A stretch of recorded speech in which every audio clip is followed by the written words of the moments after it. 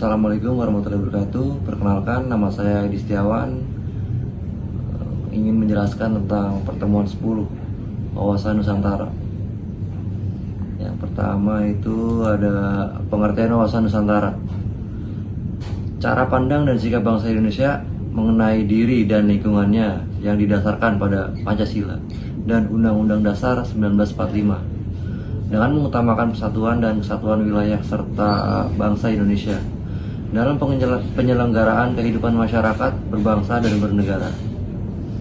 Secara sederhana, wawasan Nusantara menegaskan bahwa Indonesia dipandang sebagai satu kesatuan wilayah, darat, laut, dan udara, serta satu kesatuan bangsa, politik, ekonomi, dan sosial budaya, meskipun terdiri dari berbagai suku, agama, budaya, dan daerah. Tujuan utama wawasan Nusantara adalah menumbuhkan nasionalisme, menjaga keutuhan NKRI, dan mewujudkan kepentingan nasional di atas kepentingan pribadi atau golongan. Hakikat wawasan Nusantara adalah cara pandang bangsa Indonesia sebagai kesatuan yang utuh dan menyeluruh dalam seluruh aspek kehidupan nasional dengan mengutamakan persatuan dan kesatuan serta keutuhan wilayah negara Kesatuan Republik Indonesia atau NKRI. Hakikat wawasan Nusantara menekankan bahwa Indonesia merupakan negara kepulauan yang wilayah darat, laut, dan udara merupakan satu kesatuan yang tidak dapat dipisahkan. Keberagaman suku, agama, budaya, dan bahasa tetap berada dalam bingkai persatuan Indonesia. Secara lebih rinci, hakikat wawasan Nusantara meliputi kesatuan wilayah. Seluruh wilayah Indonesia adalah kesatuan geografis, kesatuan bangsa. Seluruh rakyat Indonesia adalah satu bangsa. Kesatuan ideologi berlandaskan Pancasila.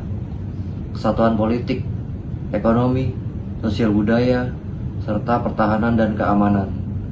Orientasi pada kepentingan nasional di atas kepentingan daerah, golongan, atau individu.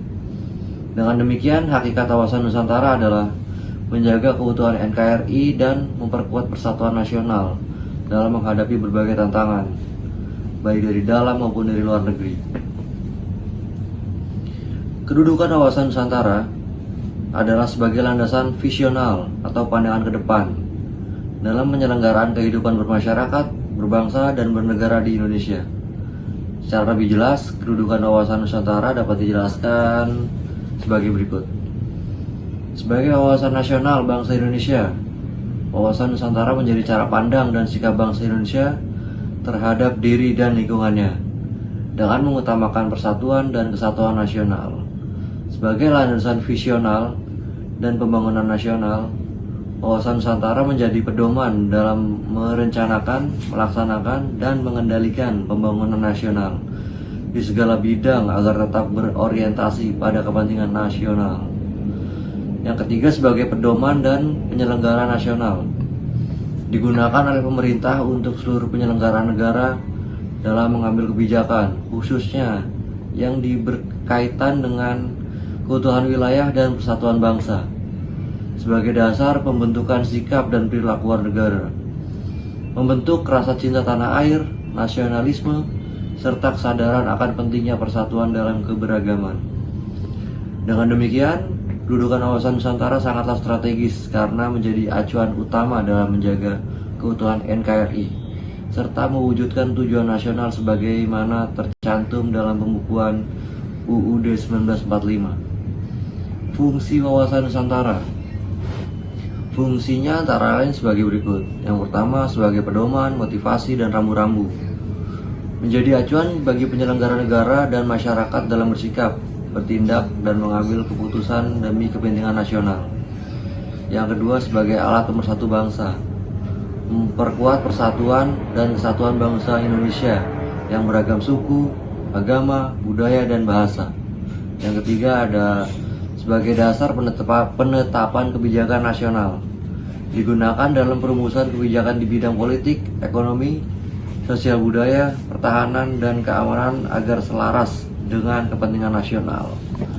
Yang keempat, ada kepentingan konsepsi ketahanan nasional, membantu meningkatkan daya tahan bangsa dalam menghadapi ancaman, tantangan, hambatan, dan gangguan dari dalam maupun luar negeri. Yang terakhir ada sebagai sarana menumbuhkan nasionalisme dan cinta tanah air, membentuk kesadaran warga negara akan pentingnya menjaga keutuhan wilayah dan kedaulatan NKRI. Dengan fungsi tersebut, wawasan Nusantara berperan penting dalam menjaga keutuhan negara dan mewujudkan tujuan nasional Indonesia. Tujuan wawasan Nusantara. Tujuan yang pertama, mewujudkan persatuan dan kesatuan bangsa serta keutuhan wilayah NKRI agar seluruh warga Indonesia dipandang sebagai satu kesatuan politik, ekonomi, sosial budaya, serta pertahanan dan keamanan. Yang kedua ada menumbuhkan rasa nasionalisme dan cinta tanah air, membentuk kesadaran warga negara untuk mendahulukan kepentingan nasional di atas kepentingan pribadi dan golongan. Yang ketiga, menciptakan stabilitas nasional, baik stabilitas politik, ekonomi, sosial budaya, maupun pertahanan dan keamanan guna mendukung pembangunan nasional. Yang keempat ada menjamin kepentingan nasional dalam pergaulan nasional internasional, agar Indonesia mampu menjaga kedaulatan, martabat, dan kepentingan bangsa di tengah hubungan antar negara. Yang terakhir ada mendukung tercapainya tujuan nasional, sebagaimana tercantum dalam pembukaan Undang-Undang Dasar 1945, yaitu melindungi segenap bangsa Indonesia, memajukan kesejahteraan umum, mencerdaskan kehidupan bangsa, dan ikut melaksanakan ketertiban dunia. Dengan demikian, wawasan Nusantara bertujuan memperkuat keutuhan bangsa dan negara dalam segala aspek kehidupan berbangsa dan bernegara. Yang terakhir, kita ada kesimpulan. Kesimpulan dari wawasan Nusantara: cara pandang dan sikap bangsa Indonesia terhadap diri dan lingkungannya yang berlandaskan pada Pancasila dan Undang-Undang Dasar 1945, serta mencerminkan persatuan dan kesatuan wilayah Indonesia dalam segala aspek kehidupan, politik, ekonomi, sosial budaya, dan pertahanan keamanan. Inti dari wawasan Nusantara adalah bahwa kepentingan nasional harus ditempatkan di atas kepentingan pribadi, golongan, atau daerah, dengan tetap menghargai keberagaman sebagai kekuatan pemersatu bangsa. Terima kasih.